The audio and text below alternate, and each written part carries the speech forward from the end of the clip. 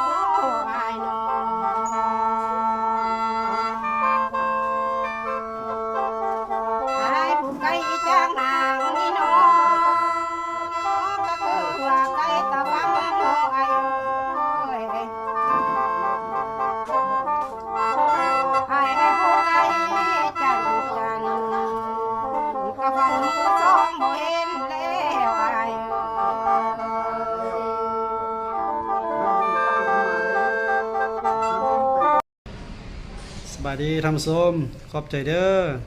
ซอยติดตามส้มกับลำพ่อเมยนางพรบ้านพลเจริญ